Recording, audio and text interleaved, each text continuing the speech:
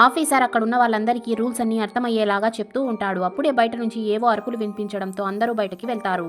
అప్పుడే Gunjan gents toilet నుంచి బయటికి వస్తూ ఉంటుంది. దాంతో ఆఫీసర్ ఇక మార్పు మొదలవ్వబోతోంది, ఇంతమంది మగవాళ్లలో ఒకే ఒక లేడీ పైలట్ గుంజన్ సక్సేనా అని అంటాడు.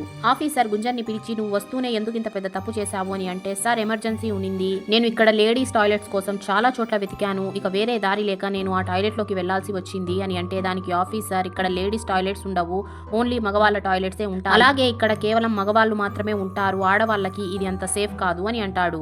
ఇది విన్న గుంజన్ కొంచెం బాధపడుతుంది, ఎందుకంటే ఇదే ఫస్ట్ సంవత్సరం అయ్యి ఉంటుంది, గవర్నమెంట్ వాళ్ళు ఆడవాళ్ళని కూడా పైలట్ లాగా జాయిన్ చేసుకోవచ్చు అని చెప్పి ఉంటారు. మెల్లిమెల్లిగా మార్పు మొదలవుతుంది అని చెప్పి గుంజన్ తన పని తాను చేసుకుంటూ ఉంటుంది. అప్పుడే ఒక ఆఫీసర్ గుంజన్ దగ్గరికి వచ్చి 10 నిమిషాల్లో చాపర్ దగ్గరికి రావాలి అని చెప్తాడు. దాంతో గుంజన్ ట్రైనింగ్ కోసం వేసుకుని యూనిఫామ్ తీసుకుని చేంజ్ చేసుకోవడానికి వెళ్తుంది. కానీ అక్కడ లేడీస్ చేంజ్ చేసుకోవడానికి ఎలాంటి చోటు ఉండదు. దాంతో గుంజన్ అక్కడున్న ప్రతి ఒక్క రూమ్ ని చెక్ చేస్తూ ఉంటుంది. కానీ బట్టలు మార్చుకోవడానికి ఏ ప్లేస్ ఉండదు. దాంతో వేరే దారి లేక గుంజన్ పరిగెత్తుకుంటూ వెళ్లి తన రూమ్ లోకి వెళ్లి బట్టలు చేంజ్ చేసుకుని వచ్చే లోపలే చాపర్ ఎగిరిపోతుంది. ఆ తర్వాత ఏమవుతుందో తెలుసుకోవడానికి పార్ట్ 6 అని కామెంట్ చేసేయండి.